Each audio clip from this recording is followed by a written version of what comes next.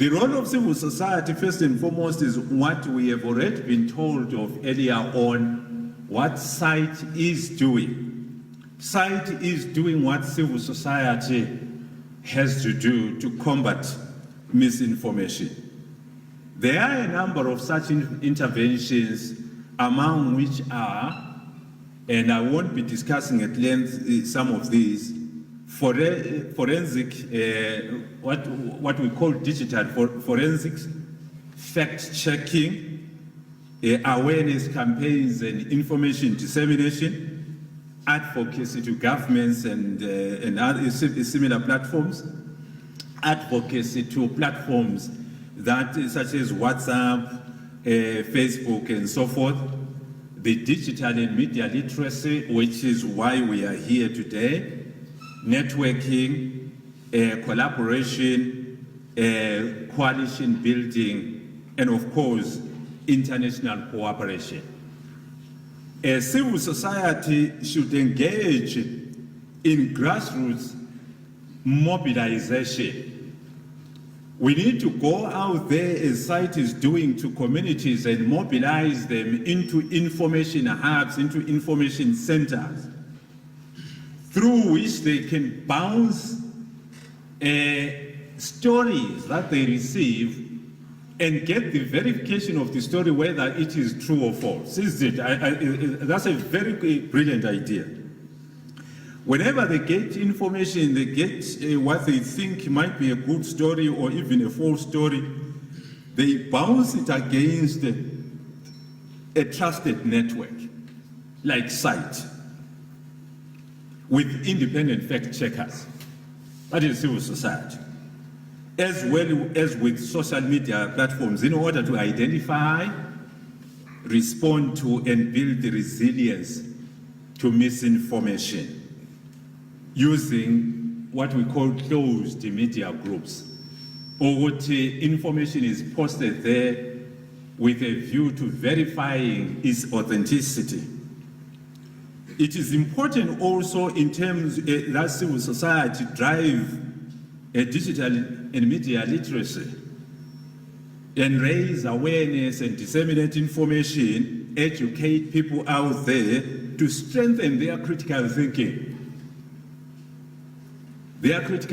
skills, and empower citizens with credible alternative sources of information. So it's not enough for civil society to go out there and train people and strengthen their critical thinking skills, but it has to go beyond and give them alternative sources of information.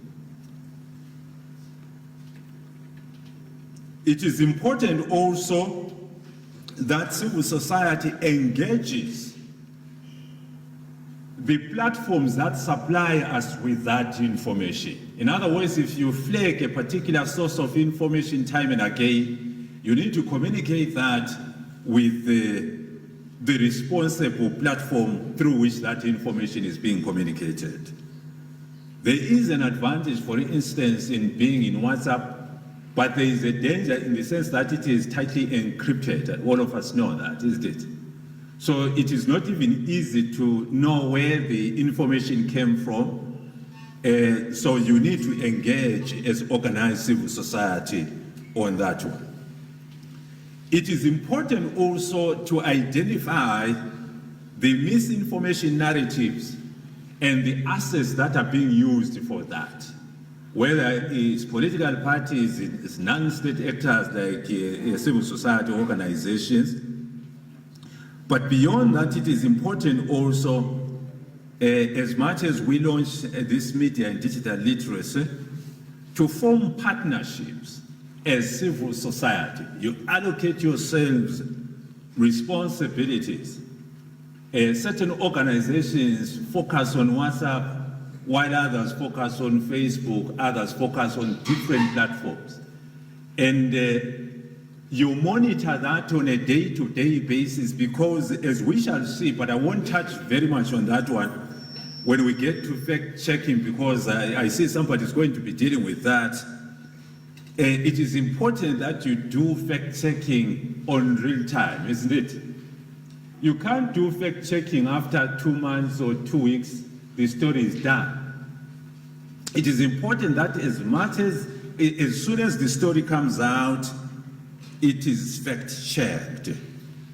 And for you to be fact-checking that one, you have to establish yourself as the alternative and trusted source of news.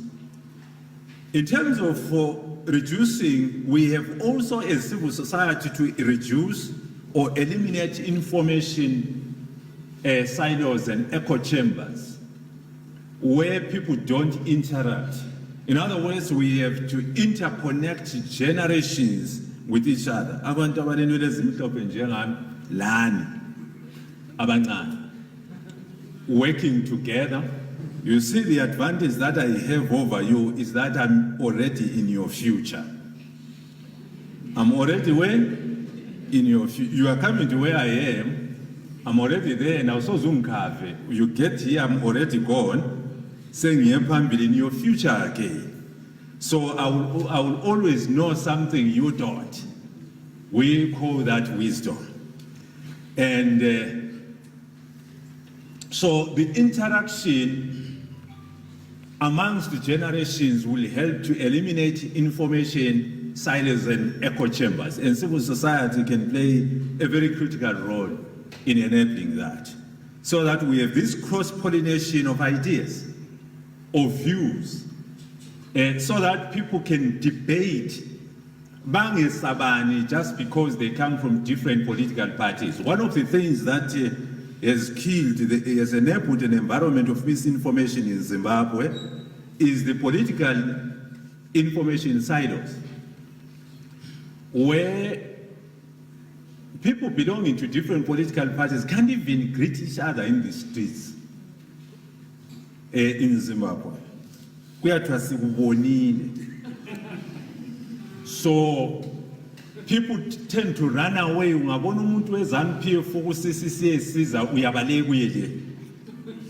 You are afraid of the information that they are going to give you.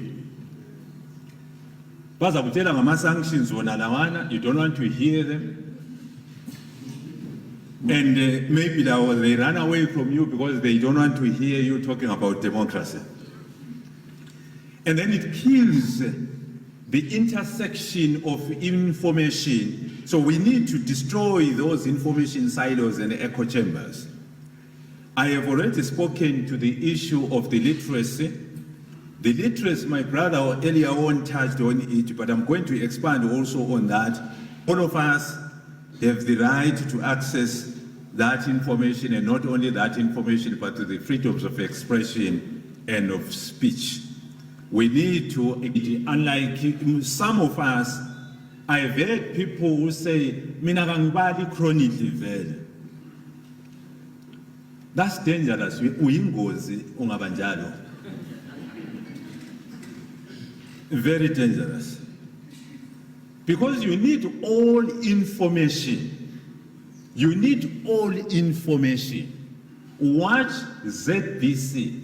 I know it's a lot of praise and worship, sort of, but you still have to watch it in order to bounce the other side's views with it. And that way you are able to counter misinformation. We need, of course, to equip people with advertising literacy, and even computer literacy itself, people having access to information themselves.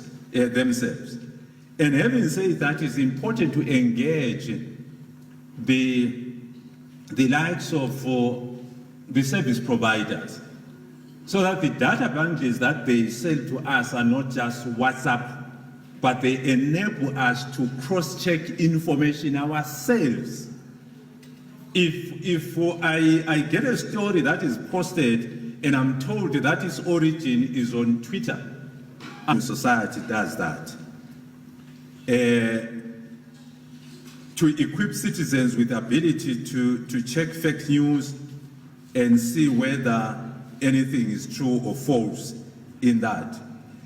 Civil society also needs to engage the state. The state also, first and foremost, being the source of fake news itself, or misinformation, as it were, and the state also as a regulator. Remember the judgment that I read, the judgment of the Supreme Court of the United States. We want to keep a free society. We want to have a democratic society. But we cannot have that unless civil society is actively involved in countering misinformation, so that it is not the responsibility of the state to do so. Because if the state is the one that deals with that, then at the end of the day, you are going to have, you know, we have this law, the Data Protection Act. Do you know that?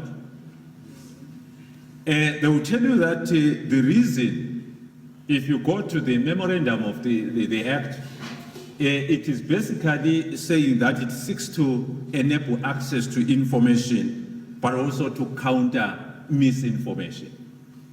But if civil society is actively involved, it will minimize the involvement of the state in the management of information. So civil society, in winding up, has a responsibility in engaging communities, in mobilizing communities, in sensitizing communities, in deepening their understanding and strengthening their critical thinking skills, so that people can judge whatever information comes in, instead of when the story comes in. I think the button esiyazi kakhulu ku-WhatsApp yokuthi ku-forward.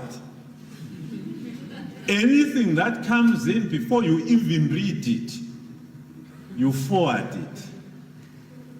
That is dangerous. First read the story and seek to understand whether that story measures up to the truth, so that you are not yourself the source of misinformation that we are trying to combat.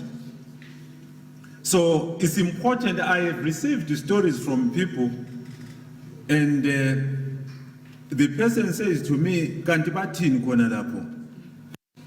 After sharing the story, expect me to read it and then share the contents of the story with him, because he hasn't read the story, but he decided to forward it to people. So we can't do that. Civil society needs to engage, to inform people. Go out there into communities. Even kithi esima phezu kwesihlahla to access network. We need that capacity. Civil society must engage the platforms of Facebook, or Google, and so forth. It must enable people to decide whether photos, videos, and all those things are true or false. And I have already indicated quite extensively also on the fact that what SITE is doing is actually the model of how civil society should be engaging on these things. Go out there into communities, mobilize them into information communities, so that they have the capacities and they have access to information. I thank you. Thank you so much for that, Mr. Ngwe. Very informative.